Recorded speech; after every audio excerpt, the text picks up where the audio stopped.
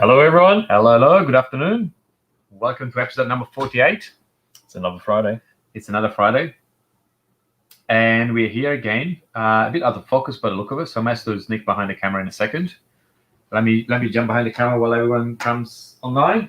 Well, I'll move over here. You move in the middle. So how's that? We're going solo here. So all right. Hello, everyone. So we're just getting a few technical issues fixed for the focus. But again, like the last few weeks, if there's anything here that you want to have a closer look at, now's the time. Let me know. Let us know. We can just go run out to the shop and grab anything. So any questions, anything at all. So during last week, we had a whole lot of new stuff come in. So much stuff. So much new things that we can't actually show you everything. So today we're going to have lots of plastic kits. Yes. You're going to have some new Hearns Workshop, or 9 steps actually. Yes. In the parts. Yes. And then we're going to talk about lots of RC actually today. Yep. Last week was pretty much full on plastic kits. Plastic. We had so much turn up. Yep. Yeah. So today's going to be quite a bit of RC with Brett. And then we're going to probably do maybe an unboxing or talk about a few plastic kits. So sure. Shall we start briefly on the Hearns Workshop? Let's do it. And then we'll move on to... So did you say 9 steps or Hearns Workshop? Well, what do you think? Well, it's Hearns Workshop because this is produced in-house and it's all produced and made here. Yes. So we've got these little things here. Might just get from here. All right, so I've got 4 different, what do you call these things again? Plinths? I don't know. Singers? Bits that support other bits. Yes. So on these, we have tools, actually. So whereas in the past we've been making detail parts that you actually use directly onto your model, these are actually tools which are designed to fit into a pin vise like this. And they're used for manipulating, say, putty. We've got this particular one here, which has been angled specifically for putting in weld joins onto vehicles. So one of the more popular things that I love to do, particularly Warwick's been into it lately, is you put down a bead of putty, and then you want to shape it in, and he's made his own shapes. Yeah. But with this, we've got specific shapes there. So it's like a horseshoe shape. So what I'll do is I'll cut one off. So all these are on stalks of 3 mil. So you just cut them off, and then they'll just fit into one of these pin vices. So how about I'll cut it off. Cut off the bigger one, because the bigger one's probably going to be a bit easier to see. Just snap it off there. So this is the God hand resin cutters. So open this up, drop them in, tighten it up, and that's it there. So you can see there, you probably just see the horseshoe shape, and then you see here how it's got that angled neck. So the idea is you're going to be using it like this. So you get your item there, and you get your putty that's been laid here, and you just press it along like this, and it puts in all the wood beads. So that's one of these really interesting things that we've been working on. So apart from this one, so this has got 3 different sizes of wood bead. I can't remember what the smallest one was. I think it's probably 1 mil, I think. Is that right, Warwick? Yes, 1 mil? 1.5 and 2 so far. Okay, so 1 mil, 1.5, 1.5 and 2 mil. So that'll suit a lot of different vehicles at the moment, even science fiction. And then over here, this one actually has 6 different shaped flat sections. So I guess they're like scrapers. And there's a variety of uses for that too. Again, putty, Zimmerit on tanks. And because they're molded in this particular material, you can even reshape them if you wanted to. So if you want to use these for sculpting clay, there's a lot of sculptors that come in here. You can just reshape those with a bit of sandpaper, smooth them off if you like, make them rougher. So you can even use them as texture stamps. Then we go over to this one, which is a round style one. So it goes from all the way to a point. And you got chiseled edges, and then you got flattened edges. And again, this is for giving different finishes in putty. And then our final one is, I guess it's a curved type one. So we've got concave, flat, and convex shapes there. So again, this could be used for doing weld beads. just by rolling it across the surface like so. Might be able to see those there. So that's what we've been working on lately, and I guess if anyone's got any ideas about other shapes that are like useful, we could always expand on the range. So absolutely. they're not quite available yet, but they will be soon. Very soon. Yeah, I was going to say they can be also useful when you need to put decals in for Gundams, perhaps. When you're trying to get into very tight spaces. Yes. Some of the pointy one can be really useful, even the flat ones, to actually make sure that the decals actually sticking properly and that's right. flowing surfaces actually. Yeah, that's right. No, you can use them as a burnishing type thing. Absolutely, yeah. So very good. That's for our Hearns Workshop. So let's park those here. So while we wait for Brett to come in, we forgot to say something about this beautiful, colorful car that we have in the front here. The car of the day. And Brett is wearing a T-shirt that matches the color of the car. So. Oh, really? Yes. Welcome in. Hello, Ever. Hello. Feeling a bit pink today. You do. Is it pink, purple? What color is it? Hello, everybody. It's one of those nail colors, isn't it? It's a nail polish. Nail polish. Nail polish pink. Or nail polish. I was just trying to decide, do you think it's only just brand new, and do you think it's going to sell really quick, or do you think you might end up taking one that home in a couple of years? That's meant to be part of my private collection. Is it? That's why I choose the strange colors, is when I want to actually have it, because hopefully no one is going to take it. Oh, that's going to sell very quickly. That's going to go very fast, I think. So, as usual, we need to decide what car we have here. Manufacturer, model, the color, I guess. But yes, we already discussed the color long enough. Given that away, haven't we? Yeah, a little bit. I don't even know if there is a specific name for this one. It's actually yellow. It's actually yellow, yeah. Yeah, for sure. Cool. So, lots of things to talk about today. Absolutely. Is it ever? We've had so much new stuff come in. Yeah, it's all been happening, isn't it? Hasn't it? We've had. What do you want to talk about first? Well, you got a whole heap of stuff here. TDK tyre source. I think so. Yeah, it's good. We can make that straight up. Sure. So this is a brand new line to us. Yep. Really happy to have it. It's been around for a couple of years now. But yeah, really happy that TDK were happy to supply us and get this on our shelves. Really hoping that it's a good product. And everybody's been using tyre source for as long as we've been racing on road. Yeah. Pretty much, like BJ was saying before, even back foam tires and sunscreen. Yeah, massage it. To the Paragon and all those sort of synonymous ones. And unfortunately, I mean, they're really harsh, strong chemicals.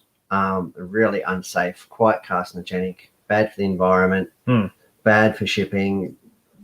So anyway, this American company, TDK Tire Repairs, has released a range of products, not only the tire source, but a load of greases and oils that are biodegradable, safe to handle, and fit for human consumption. Not as far as we don't want to drink it, do we? Sniffing it, that sort of thing. Definitely wouldn't condone that sort of carry on. No. But definitely safe to handle. So non-toxic. Non-toxic in every way. From us using toxic stuff for ages. Absolutely. It's great that non-toxic Absolutely. stuff. So you used to get like a headache, and it was really, really stinky stuff. So this is non-toxic.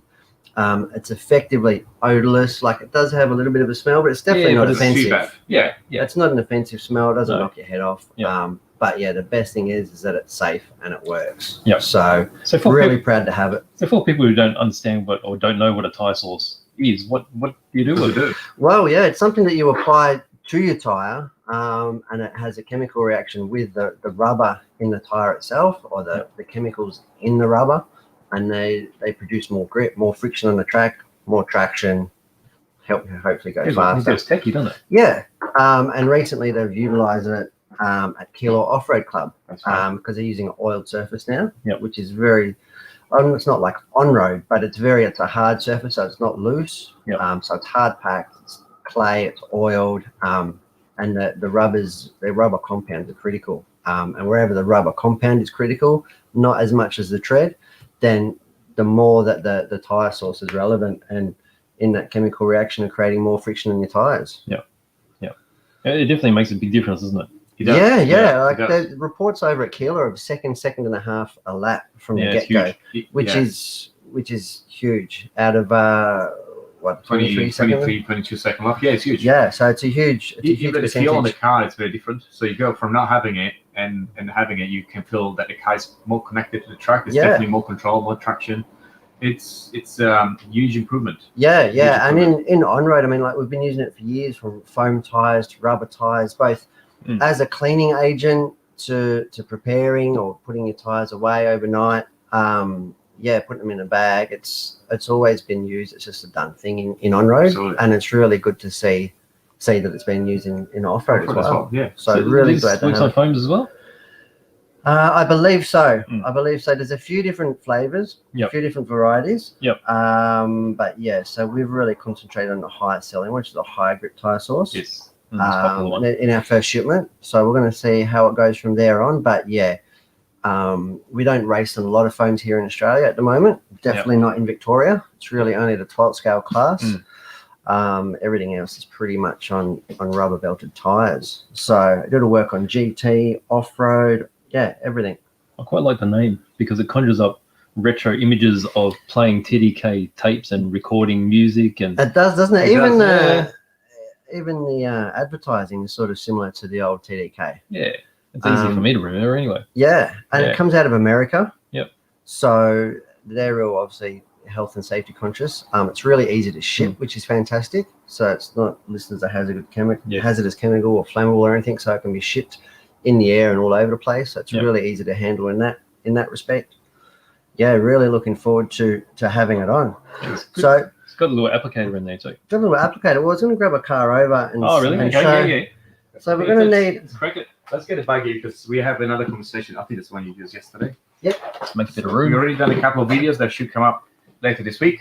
Let's see. You have to tip it over probably to see the one that I use because it will have traces of Yeah, that's dirt it. in there. This is the one. That's the one. Fantastic. Don't suppose we've got a wheel spanner handy, have we? Wheel 9 spanner? steps one would be Oh, we have fantastic. A one. wheel wrench. So this is how we've been told. So obviously you start with a clean tire. So when your cars come off the track, give it a wash with hot soapy water. Now you don't want to submerge the tire in it because they've got a foam insert which is going to fill up with water and get all out of balance and heavy. Yep. So you just hot soapy water, flush it off. So we're starting with a second-hand tire that's clean.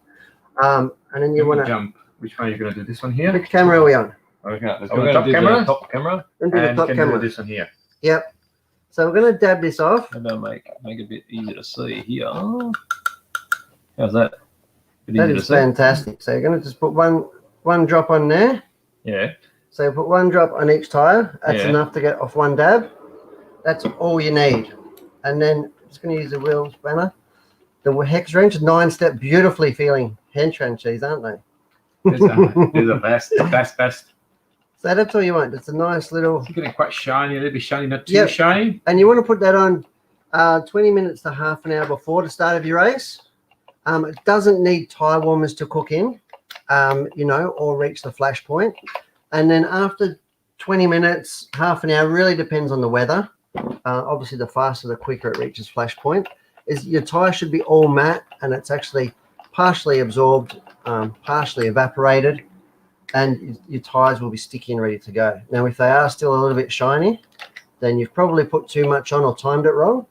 And in that case, you want to dab it off before you go on track. But that's Get it. a rag. Get a rag. Yeah. Get it clean. Squeeze it. Otherwise, you're going to have a slippery first couple of laps until you get that because it's actually slippery when it's like that. When it's shiny like that, it's slippery. Yeah. So when it reaches flash, it goes all matte on your tires, and you've all instantly found yourself a second and a half a lap. It's a big difference, actually. Yeah, and you'll find here, I mean, not that we can smell it over the camera, but it does have an odor, but it's definitely not It's not bad at offensive. all. And Yeah, it's not like the other stuff So- there, which makes you makes you sort of- dizzy and go back. knocks your head off. So Play Amber is asking if this does degrade the tire life.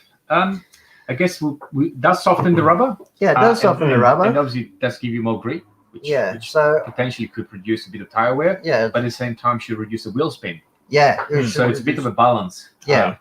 When you're trying to get more grip, obviously you're gonna kind of, suffer a bit on kind of, how long the tire's gonna last, I suppose. Absolutely. So, but in this game where it's all about lap times and that, I mean, you'd be happy to sacrifice a little bit of tire life for a lot more speed, you know? That said, since we start using the all on the track a kilo, you don't use the tire consumption as kind of reduced in some circumstances. So when it's freshly oiled, there's virtually no tire wear. Yeah. Even though there's these no tires have been abrasive. running for a long time now, and they are towards the end of their life, but they've done several runs. Yeah. But that was done when the truck was just freshly oiled.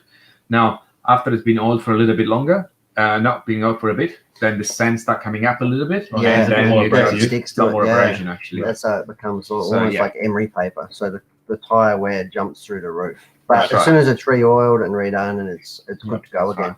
And you can notice they don't even look like a conventional off-road tire anymore. When you race Yeah. on an oiled surface like that, they either have really, really minute pins, like we're Yep. using See 8 this scale. See this one? Yep. Or it's like this, where it's It's got a almost web. like a Yeah. web pattern. Yeah. So, and these are AKA scribbles, aren't they? In a super soft compound, and they've had a good life. So yeah, TDK tire source, wrapped to have it, proud to have it on the shelf, and yeah, proud to be able to offer a good, safe product for our racers out there. All right, let's have a look at something else. Well, What before else we we go got? there, Oh, someone was asking, Yes. what car do we race a kilo? Oh, that's right. oh yeah. And was a Yeah, and the question on different one of the classes. videos or from last week from memory. Yeah, that's right. Yep. Different And classes. so, well, I guess this is a starting point. So we race 110 buggy mostly. 1/10 buggy, so they're all electric powered over at Kilo. Mhm. 1/10, so they're powered by 2S motors. And then you have 3 classes predominantly. So you've got 2-wheel drive, 4-wheel drive, and you've got stadium truck. This one here is a 4-wheel drive, Mhm. 4-wheel drive buggy, which is probably the most popular class I'd say at the Okay. moment. Get big numbers there. Always used to be 2-wheel drive, but 4-wheel drive seems to be the real hero class at the moment. And that's because it's just a little bit easier to manage, a little bit easier to get around the track than Bit more 2-wheel. Yeah, and then you divide it up to, so you've got 2-wheel and 4-wheel drive, say it is your subcategories. And then within that, we've got subcategories, as in your motor classes. Yep. So, and that will determine how much power you have. And the reason they have these classes is to make sure that everybody's on a level playing field. So yeah, so you've usually got two spec Yeah, classes. so you've got stock. You've got stock and you've got open. They usually Open, have a novice or a junior class Exactly. for newcomers or first timers or junior people. Then you have a stock class, which in 4-wheel drive is 13.5 turn motor, and that's stipulated in the rules. And the speed control is set to blinky mode. Yes. Now that's a whole other topic on itself, but for the ease of it, it's just a level playing field of blinky mode. There's still various parameters and adjustments to make, but you don't have a lot of the parameters that you have in the open or modified class. So we've got the stock class 13.5 4-wheel drive, which is probably getting the biggest numbers down at the club. Then we've got open or modified class, and that's where you can run any motor that you choose, and you can have a lot more adjustability and tuning on your ESC.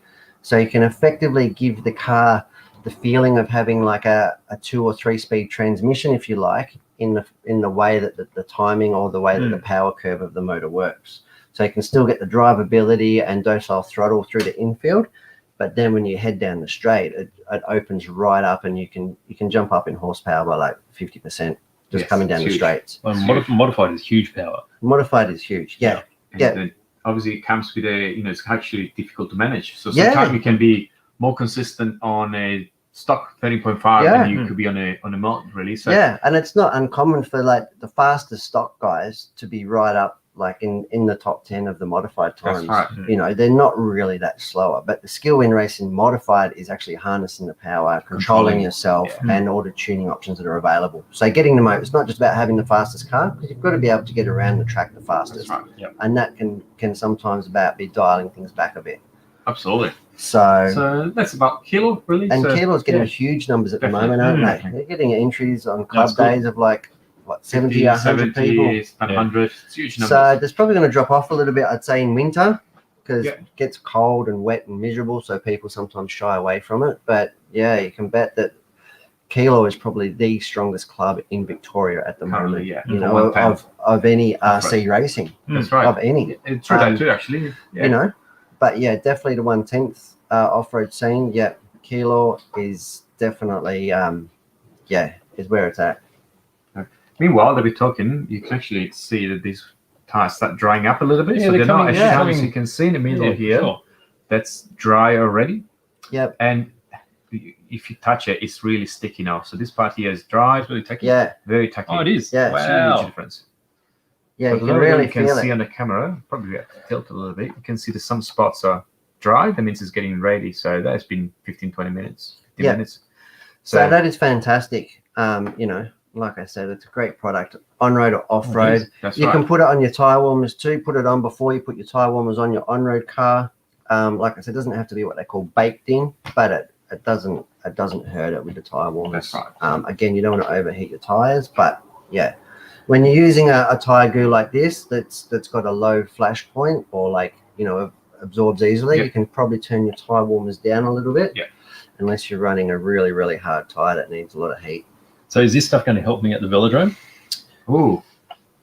Well, it can't hurt. That can't hurt. No, especially what More happened there. traction, the better. Yeah, so at the velodrome, we should put our new GRP tires with some of these Yes. and the warming cups. Yeah, a warming cap. Absolutely. And so we're going to go out really ready. Absolutely. I'm hoping to have a try at Lilydale with the GT before then, That's the a good idea. GT8. Yes. Try some of the new GRP range, and also the TDK tyre source on the warmers, and see how That'd it be goes interesting. with the 1/8 GTE tyres. Cool. So what's next? We received a lot more stuff actually. Let's A lot park. more stuff. So we'll park this one up. There we go. What else we got? Well, we received a lot of P1 Oh. Performer 1/8 buggy wheels and tyres. Yep. Well, pre-mounts. Yes. So, brand new release. We struggled to get what we could get, but we effectively got 2 compounds, 3 treads, Yep. and we should have ourselves covered. Now, these are quite unique in the fact that they're coming to the market with a black wheel, with a smooth, flat dish on them. And what they're going to do is supply, or not supply, as an extra, you can buy coloured stick-on vinyl discs, and you can colour the wheels so they can be white, yellow, or traditionally black. Yeah, it's good. Then you can customize it, because traditionally you just have the choice of whatever wheel it is to suit your body. Yeah, absolutely. So these ones they're all going to come black, which is really good from a retail point of view. So you don't have to carry, because all these tires come pre-mounted, you don't have to carry 3 kinds of compounds, Yes. And 3 colour kinds wheels. of wheels, Yeah. you know, and 8 kinds of treads. So they're really simplifying it for the retailer, because these were commonly known as the dearest tire in the market. So they've actually able to bring that back a little bit and bring that right down to the competition, you know, on price point. And I think that's partly because they just streamlined it with the black wheels. Absolutely. You know, great product. Haven't had the chance to try it yet. Oh. Mr. Dean Ross tried some of the prototype ones up at Townsville Cup recently, and he won his respective class in the pro buggy with them. And he was the only one in the final to run a small pin and get through the 30-minute final without any dramas. So we're really hoping that these new small pins, he was actually running the Gridlock, he's running the Megabyte, which I don't have here at the moment. So you can see here we've got various pins. Jump on the top. So we've got 1, 2, 3. We've got 1, 2, 3 new treads in at the moment. So you can see we've got more open tread for loose track. Then we've got one in the middle here, which would probably be probably the best all-rounder. And then we've got this one here for when the grip really comes up, where they've got grouped together pins, so the tread won't walk around so much. So if the groove comes up or the track comes up a lot, and you can see that they've put a bit of work on the side here for stability, but not as much to start traction rolling. Yep. And stuff. Whereas this one here, the pins will start to walk and move around and make the car feel a bit weird.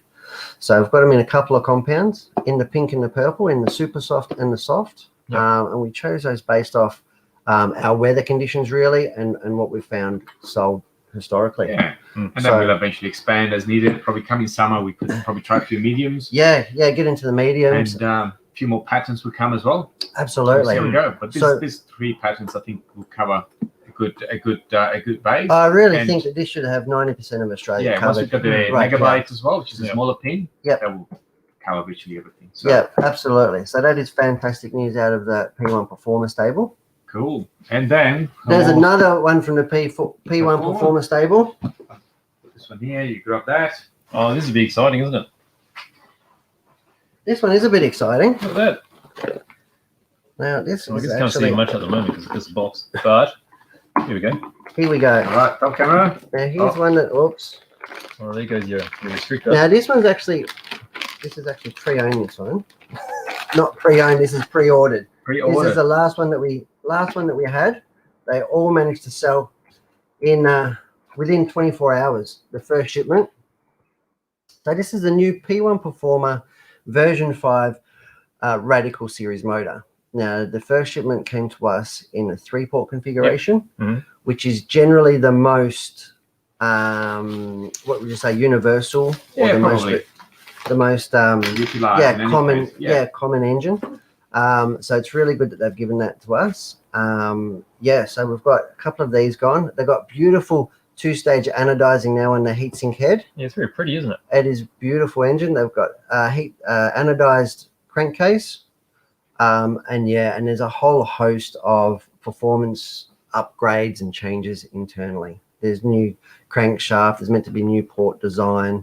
Yeah, everything like in everything, they've just refined it and evolved it to a point where they've now called it a new model. So hoping this gets out on the track as early as next weekend. Yeah, next weekend. I like that machining there on the side. Very classy. Yeah, it is very classy. It is a very classy looking engine. You can see here the back plate. Oh yeah. Wow. So they have done a really good job there, you know. And comes with 2 restrictors.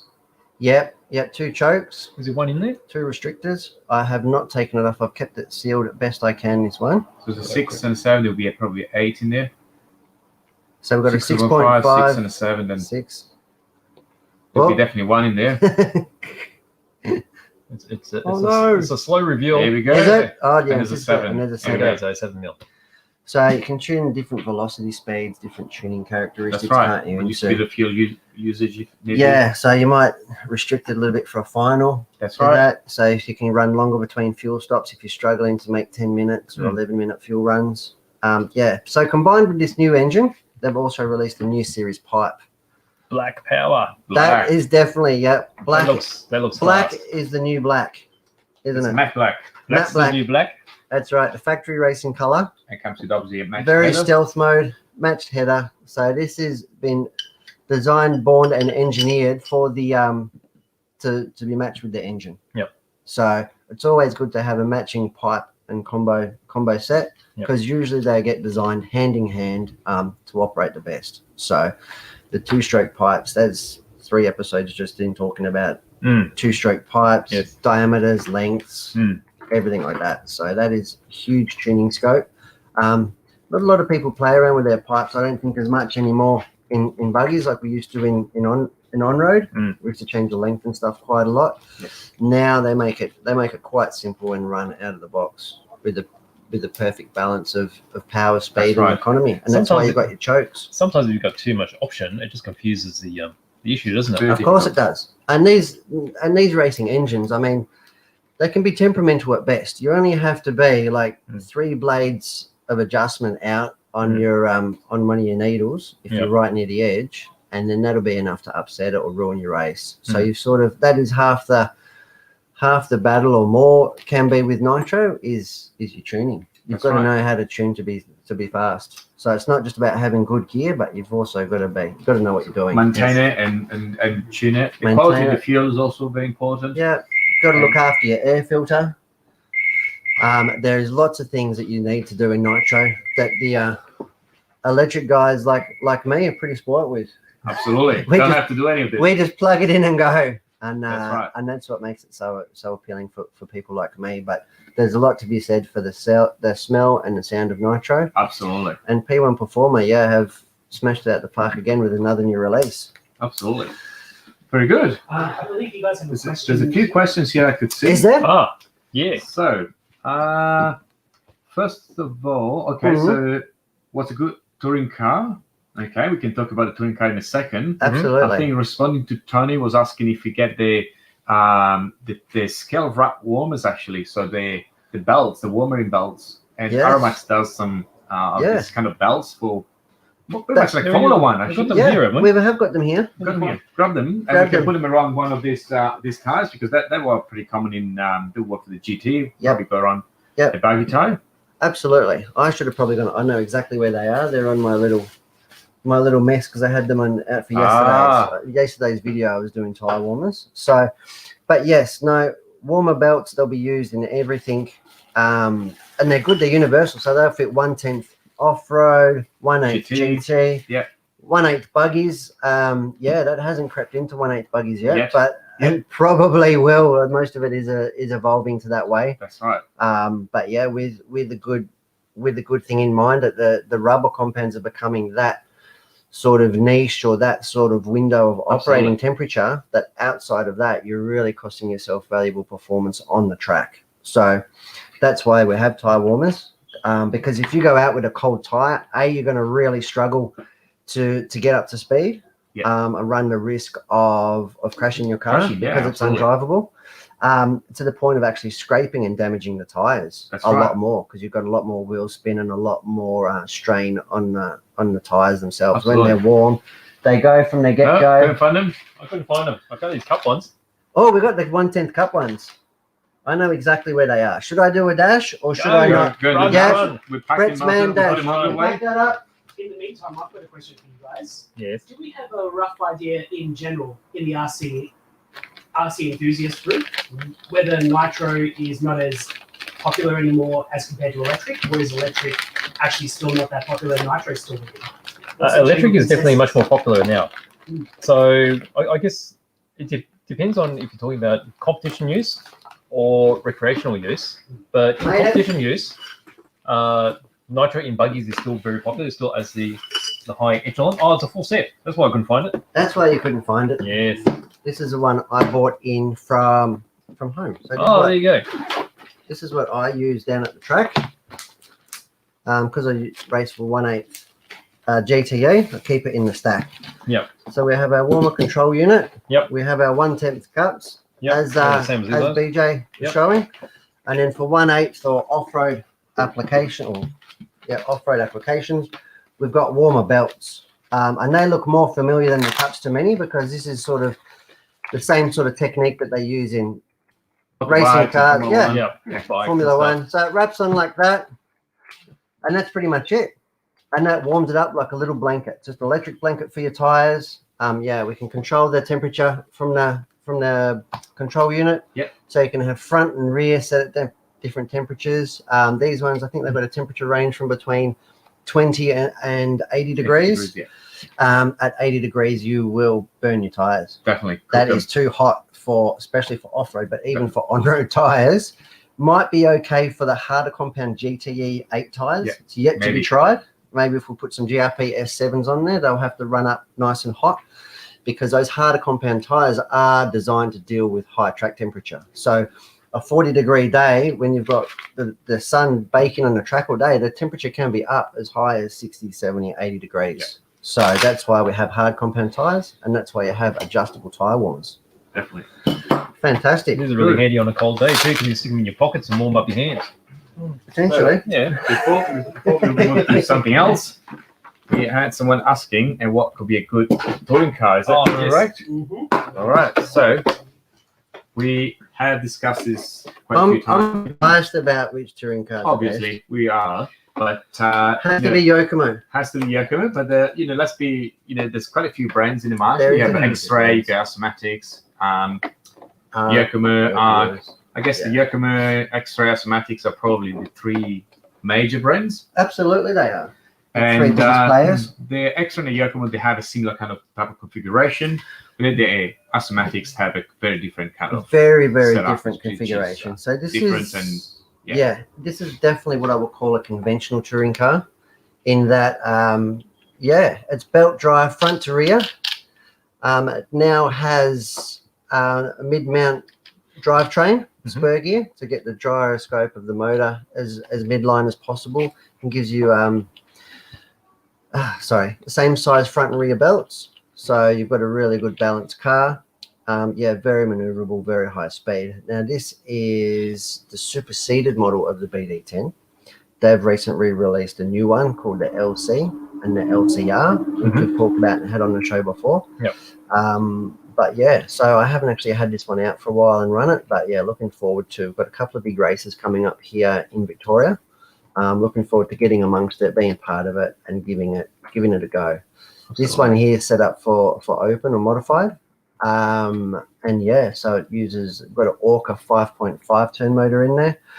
We've got a dash AI speed controller, which is the top of the range speed controller. Mhm. Got a fan. You can see the fan on the speed controller. In modified, it's quite critical because the speed controller gets quite warm as well. A lot of power going through, isn't it? Yeah, got a dash servo saver up in there. You can see a beautiful little black and gold servo saver. Now dash, we've probably crossed this bridge before. That's Aeromax's electronic arm. So that's their subsidiary business where they make all the electronics and beautifully top performing and beautifully made stuff. I've got a dash servo horn on here instead of 18 mil. Yeah, battery as well. Yeah, we've got an Aeromax battery in there, 6200, which is a fair bit of overkill for modified because you probably don't need to carry that much weight and have that much punch available, what we call punch available out of the battery. A 5900 series battery with a little bit lower profile can probably make the car a little bit quicker, but for my talent and ability, it's perfectly fine. Absolutely. In every way, shape, and form. I'm lucky to go 5 or 6 minutes to bring it home in one piece, in all honesty. So come on, it's not that bad. But it's good fun. It's great fun. BD10, magnificent touring car. Premium product. Rob, and that's what we want. Need more information? Just drop us a message, give us a call, and we can have a more in-depth conversation. Talk you through the BD10 range. BD10 range. Absolutely. Yep. Good. Fantastic. Well, Brett, thank you. You're more than welcome. Thanks, thank you for having me on today. There's been lots of stuff to get through. Thanks for bearing with it all. I've got to say a bit of a shout out to my mum. She's watching, I believe. Oh, thank you. Hope she very feels good. better. See you guys next week. Take care. And see you soon. See you soon. Thanks. Okay, well, how about we'll just push this back and see if anyone's got any takers, right? A bit of tidying up here. We got heap of stuff. So we've had 2 guesses so far, both saying Lamborghini. That is not a Lamborghini. Incorrect. And an 80s pink. 80s pink. So finally, we also have Rob coming online a bit late, but you haven't missed out anything that you may like, Rob. We're going to probably have a look at a Tamiya car a bit later on. And so let's keep guessing this pink car. Let's change the angle. I'm going to change the angle. Let's do it this way. And actually, it doesn't look that much different. But no, it's very symmetric here. Even the exhaust are symmetric. But you get an idea. I can just see it on the screen. You can see the varying tones coming through that candy color. Yes, that's a good point. Actually, it's actually really nice on the screen. So, should we jump on some plastic kits and then we come back into some RC again? We can do that. Okay, so scale 75 or plastic we can do kits? scale 75. Why not? So scale 75 is a brand that makes quite a few different things, but specifically for us, we've concentrated on the paints before. So the artist range of paints, and they've done really well. I mean, it brings it back to the fundamentals of paint and understanding paint, and we've expanded it with a few of their other products. So I'll bring them up here and I'll show you what they are. I guess to add to this, we also recently announced this in the newsletter that went out yesterday, so anyone who was lucky would have been notified about that. Oh, definitely, yes. So, if you join our newsletter, since we're talking about that, you will get some notification a bit earlier. So, yesterday we sent a newsletter showing the new range that we have. So, all right, let's start off. So, we've got the new range of metallics, which they call metal and alchemy. So, these particular colors, traditionally acrylic or water-based paints don't have very good metallics because they're chunky, they're very realistic. There's actually a huge range. I've only brought 4. I think there's about 15 in the range. That's right. And there's a lot of different in-between tones of traditional metals. And then there's also metallics, like I've got this pink metallic here as well. Now, there's a variety of different silvers. There's dark silvers. And particularly for the fantasy painters, if you're doing Armour, even for the military painters doing engines and such, these give a really smooth feel, and they've got a really a super fine metallic flex through them. Yeah, you can see, actually, it's probably hard to see on camera in any case, but you can see that the metallic is really fine. Definitely. So, we've expanded to these because from what I can see, they're some of the finest metallics available in acrylics. So that's a great addition to the range. Do you need to use a special thinner for this metallic? No, you don't. Okay. You just treat them the same as any other acrylic. So you can thin them down with a touch of water, or you can get their acrylic thinner as well, which has got a little bit of alcohol in it. Okay, so we've got that. And then next we've got some of their, scenic type. Yes. That's a very interesting range. Yeah. So again, there's a large range. So I've got a few here. These are the pigments. So pigments are basically, it's a powdered color without any paint base in it. So quite often you use these towards the end of your build to give that dusty effect, or you could even mix it in with a master solution like a clear, and you use them in a wash. Right. So it gives it that sort of a dirty, dusty texture, a bit of texture, really. That's right. Yeah. So I've got those in a variety of colors. I think there's about 15 of those colors. From there, we've expanded to washes. So these are oil washes, right? Yes. So these are oil-based washes, which are like enamels. So they're very popular now because with the use of acrylic paint, right? Acrylic washes tend to not flow as nicely as an oil-based wash. And also water-based washes tend to, once they're dry, you can't manipulate them because they're set. Yes. With an oil wash, once you apply it, you've got time to move it around. Yeah. Then also when it's fully set and dried, you can still manipulate it with thinner. Yep. Yeah. Which is this one here. So got the odorless thinners here. So this is a oil-based or enamel thinner, and being odorless, so it's got a slight smell to it, but it's much less as the standard stuff. Standard stuff can give you a really big headache. Yeah, definitely. So your advantage of using acrylic is because of low odor. Yeah. And then you can still use these oils and this odorless thinner and still not have too much smell. Yeah. So that's a great range there. So really happy to have these. So there's all the different colors. There's a big range again. Yeah. So you got all the rusts and different grays and blacks and browns. Okay, with that, there's different, like this is a wet effect. So it's like a thicker clear. So the idea is if you want to do, say, a rain diorama, you've got splashes, and splashes are generally very, very shiny. Okay, so this is different to a clear paint because clear paint is doing a very thin covering. This has a lot more texture to it. Right. So you can add little drops and such. It'll be interesting to see a tutorial on this one. Yes. Actually. Yes. And then you've got a thicker version as well. So this is called water and puddles. So you can see how the material is thicker there. Yeah, definitely. So the idea is this one, you can actually pour it within little divots and it will set solid. So like 1 mil, 2 mil. Yeah. You can make dead small flat puddles and such. Yeah. So you can use those in conjunction with each other or just one by itself. And then we've got I guess you call these the ground covering. Yeah. Yeah. So this is like the mud. So you can just sort of see it's really, really thick. Yeah. Yeah. So it's chunky for getting all your really rough textures on the surface. And then again, that's available in a whole variety of different colors. So there's a dark brown. You got them all the way to a light gray. Yes. Which is meant to look a bit like a concrete type finish. A bit more sandy stuff as well. Yes. That's right. Yep. And then with that, there's these big sets now. So we've got 3 of the 4 sets. So this particular one is the autumn set. Let's jump on the top camera so we can see actually everything that is included here. So the idea with these is in this box, it gives you absolutely everything to complete base work. Okay, so you've got the pigments, which I showed before. And then you've got some of the artist acrylics here for coloring the surface. There's some standard acrylic paints. There's the water and puddles, which I've just shown you here. You got mud effect, the pigment fixer, which is for setting down the pigment so it doesn't blow away. And then you've got acrylic paste and autumn ground color. So these are for creating the textured surface. I'll just move that up there. And then to complete everything, you also got some rocks and some gravel. You got some grass tufts, and then also some loose leaves, which will allow you to do this. So you see it's got this dirty puddle in the middle. So with the clear puddle and water stuff, you just added a little bit of paint and it gets a slightly transparent and flat surface. So these are great. So these have just arrived. So there's a summer set, a winter set, and then obviously what are we missing? We've got autumn. Autumn. There's autumn, summer. There's definitely winter. Winter. Yeah. Well, spring. Is spring missing? Spring. It has to be missing. spring. There's 4 seasons, isn't there? Yeah. So to cover all the seasons. So that's a great set. Beautiful. So sometimes it can be very difficult to sort of understand all where the bits start. that you need. Absolutely, everything's all in the box. If you're new to diorama, that's a very good way to start. Yes. And then once you got the basics, I guess it's easy to add things to it. Well, that's right. So with that one, even though it's specific for autumn, you just add a few other colors and you'll be able to convert that to anything else. Absolutely.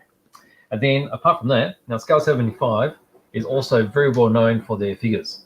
So they started off with these sort of things. So 75 mil is 1/24 scale. 1/24. And so that's where they started off, and they expanded into paints and such. So this is more of their sort of traditional type. So this is one of their newer figures. This is Jessica Thunderhawk. It's a fantasy figure in 24 scale. Very, very nice. It's quite interesting because it has. I might just have a look at this closer up here. I'll just see her there. Okay, so she's a sort of steampunky figurine. You've got the corset. It's quite elaborate. She has a very long gun, and then she has the actual hawk here. And the glasses are very much typical steampunk kind of. Yeah, that's right. The old school, yeah. Perfectly round. And you can see all the different angles here. I think their sculpting is superb. They're quite spectacular. So if you're interested in things, these are magnificent. They're definitely very crisp and detailed. That's right. It's definitely impressive. Yes. So these are resin cast. Yeah, and because of the resin casting, you get that really super detail as well. So that's their 75. One of the examples of the 75 mil. And then apart from that, they've got 35th scale as well. So they've got this diorama. It's a bit of a set, isn't it? Yeah, so I quite like this because when the Soviets took Berlin at the end of the war, there's a really famous photo of the soldiers climbing up on, I don't know if the Reichstag or one of the buildings, and they hoisted the flag. The flag. So this is basically, you got three figures, you got a base hoisting the flag over Berlin. So that's got all the scenery included. So it's already a diorama all in one box. A full set. So you can probably see it here. So that's your full base here. You got your three figures. Really very nice. And you got that flag there. Already by itself, just all in one box. It's all really emotive. It's got a really nice story. That's a good idea, actually. Yeah. And then we've got others as well. So there's just two I picked out. Yeah. So that's really exciting. That's scale 75. So big range here. Yes. And big restock, actually, because the first delivery of a couple of months ago sold out really quick. It did. So specifically some of the sets, actually. Yes. The basic wet palette, set. the sets went really well. Yes. So, well, I guess it's getting back into the true fundamentals of painting. That's right. That basic set, and you'll be able to find some tutorials I got online on YouTube, about how to use that, and then understanding the color wheel too, which I think is really important. Definitely. Yeah. I've got a question for you guys regarding scale 75. Yes. Because of the paints, were they more the models first or the paints first? Which The came models, first? I think they're the models first, because the scale 75 sort of fits in with figurines to start with. And from memory, they were crowdfunded. So I believe most of their projects are run through some kind of crowdfund campaign. Yes. They've got a new one on at the moment. That's right. And they've got a new one up for a new range. Yes. So interesting concept and a really good product. Yes. And very well supported too. Yes, that's right. Yeah. Very nice stuff. Very good. All right, let's just pop this back. Pop this away here. We have some guesses on the car too. Oh, guesses on the car? Yes. Yes. We had Rob guessing it was a McLaren. And I think Tony is actually spot on. McLaren it is. McLaren 675. Did you say 675? He did say 675. I think that's pretty accurate, isn't it? That is very, very accurate. Yes. I don't actually know how you spot that, but there's also autofocus at the front there. But yes, well done. McLaren 675. Okay. LT to be specific. What's the LT mean? I'm not really sure what. Let's see if anyone can find out what the LT means. So there's a few of them with LT you on can them. find out what the LT is. Low tourer. Low tourer. Yeah, definitely. Limited something. Yep. All right. It's cool. Moving to kits. Yes. I think we have to bring this up. The gigantic Godzilla. This is always a favorite of ours, isn't it? It's been around for a long time, I believe, this kit. Yes. And Reese is building one too. Oh, that's right. Yeah, Yes. we'll have to ask him where he's at with that. I remember when the last one came in, he took it straight away. Yes. So see, that's a massive box. They actually make a couple of these. There's a small one and this is a big one. So there's a huge one which comes with the train and everything. Yeah. And the base. So it's good that these are back. So there's polar lights. We've got a whole heap of different things as well from Mobius. Yes. There's trucks. The little Batman. Yeah, that's right. So that's a 25th scale Batman. So you can use that to go with your 25th scale Batmobile. Yeah, that's right. But it also comes with the figure that goes with the bike kit as well, if you want to put it in there. And we've got a few different ones actually. So yes. Bit of a restock this morning. Yes. So that's Mobius. That's Mobius. Yes. Then we've got that's very interesting. Yeah. So Takom. That's quite interesting. But this is a prototypical Polish tank, modern tank. So I don't know if they're actually going to put this into production, but it's got this very modern angular design. Stealth. Yeah, it's got this very stealth, faceted design to it. Yeah. It's a very simple kit. There's not a lot of parts inside, but if you want to paint it the way that it was displayed, it actually came in this digital camouflage. Yes. Which is all these little square dots. Oh, that's right. That one? Pixelated. Yes. Let's stop there, top camera. So there we go. you could try to do this one. I mean, that would be a bit of an effort. That would be an effort. There's quite a few different brands that that make pre-cut masks. Yeah. But if you want to do it, didn't want to do that, I guess you could try brush painting it. Brush painting. Just take a bit of time. I'm probably one of those men that'll just brush paint it. But one square at a time, one pixel at a time. That's right. But I find this really interesting because I don't find this very organic looking at all. So if you had this driving down a forest, you'd think that would be really easy to see. Yes. And then digital camo is all square. Yes. And that's not very organic either. No, not at all. So it's interesting how they find that this actually works well. I'm sure from a distance, it's probably it all blends perfectly. Yeah. But up close, I'm sure you would know it's there. But then again, it would be making lots of noise. And that's right. You'd probably be in trouble if you were that close anyway. So this will probably give you an idea of another camouflage scheme. But it's quite interesting. It's sort of a medium sort of sized tank with a big, massive gun. That is a massive gun. So turret itself is pretty tight. So I'm pretty low, actually. Yeah. So it'd be interesting if they actually make these. Yeah, it'd be something different, wouldn't it? That's right. Yep. So that's the PL01. And then this is pretty interesting too. So they started building quite a few of these kits. Yeah. So the guns from battleships. So this is 172. Previously, we looked at one of the guns from the Yamato battleship. Yeah. So this one's actually from the Bismarck. Yes. So this is Bruno, so the second gun. And it's something a bit different, isn't it? It'll be very big once it's completed. And you can see just from here. So from there, all the different components that come with it. So there's not a lot of bits, but you can see the turret itself, turret base, and then you got the main part there, and then all the other sort of details. Yeah. So the trick to this would be the paintwork, because 72nd scale, you'll have a lot of streaking and such effects that you put on this. So that's pretty interesting there. All right, so that's Takom. That's good. All right, so Takom. There's a few other things too. We've got a massive restock. Well, yeah, that's Porsche nice. Actually. You have a video. We've done a video this week on the Porsche. Yes. And so we've got come out this week. Yes. Got a big open box Unbox. review. Yeah. That is an absolutely beautiful kit. So if you haven't seen those 12 scale Tamiya Porsches, yeah. So there's 3 in the series. Yes. So this is the Jägermeister in the 934. Yeah. There's also the green version. What was the green one? The Valiant. Valiant. Yep. Yeah. And then there's the flat nose. Yes. Which is the 935. But we get a close-up look at it, and you see how good it is. So we've got those back in. I don't think they're going to be around for much longer. No. Because I was surprised we were able to get them again. And then you might be able to see just up there, we've got a variety of ships. Yes, FUJIMI. So over here, we've got some rare FUJIMI kits. So these came in with the last lot of specialty stuff. So we've got the Shikaku aircraft carrier. And then on top of that, there's the Haruna, which is a battleship. And they're unusual. I mean, this is probably better known. It would have been used during the Pacific War quite successfully. I don't know the full history, but I'm pretty sure it would have been at Midway, I think. And then the Haruna was around during Pearl Harbor, and then eventually it was sunk when it went back to dock. It was sunk by the Americans. Over here, we've got some re-releases of Trumpeter. Yep, the Nimitz. So that's the 1975 version, so it's got early aircraft on it. Yep.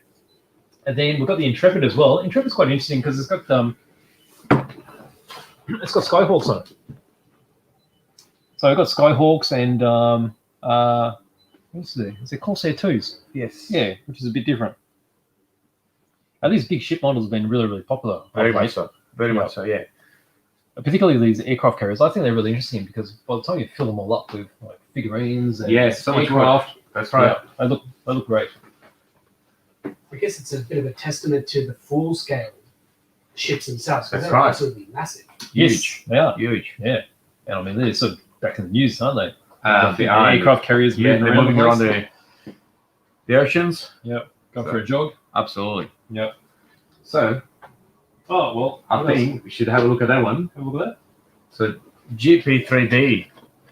So we actually had a full live show with Andy back. I don't know, was it 3 months ago or so? Was it even Yeah, it before was a while Christmas, ago. perhaps? It was in February, I think. Was it February? Yeah. Okay, so Yeah. that was just when he was about to release this kit. That's right. So that's a very interesting project. Well, the kit's because available now. The kit is for sale now. Yes. But Andy's been working for a long time, for probably a year or so, in developing a full kit Yes. that can be 3D printed Yes. and functional. Yes. That's right. So as now is a product, That's right. and is you can buy, you need to build it, and then Yep. you can actually run it. That's right. There's quite a few videos on his Facebook page. You can There jump is. in there, So we're going to build this one as well. and we're going to build this one. So we're going to have a progress. I guess we'll do videos on different stages. Yes. We'll build it up, and we'll look into different ways of getting a really nice finish. I'm going to try and Absolutely. get a model type finish on the bodywork. See That's how we right. go there. What is very fascinating is that this is going to bring together the modern technology of the 3D printing, which is Yes. probably a future for the hobby, Yes. but also the scale modeling side of things, That's because right. it's actually a true, almost a scale model Well, that's right. of an old Formula One car. Yes. So it won't look out of place in the display cabinet. Yeah. And if you want to drive it, you take it out of the display cabinet, And take it play with it. outside. That's right, and drive it around. And then you can also play with it inside too. You can press it down. It's got working suspension, That's right. working differentials. It's Absolutely. great. So this is quite exciting. And then Andy's also working on some new shapes and stuff Yes. too. So we'll see when that comes out. I think he's working on Hondas and other things. Yes. So hopefully we'll get some more news about that a bit later on. Now with that as well, also from Andy, he's got these. Actually, I should have brought some tools. So this is a tool. Pistols? Oh, yeah, that's Actually, it. probably not. That'll work. It'll work. So this is a tool holder. So the idea is you can rest your tools like so as you're working, or it'll also Wow. like so. So you can just pick it up, use it, and pop it back. Which is really handy. That's really good, actually. And this one has been kind enough to. I guess specifically Yeah, so that's me. It's got my black and initials on it. gold. black Black and gold. Yeah, To that's match your classy. tools there. Yes, Look at that. that's perfect. Eh? That's perfect for these nice step tools, actually. So you can get these from his website as well. Yeah. So you just go there and you put in your name and he'll put those customized for you.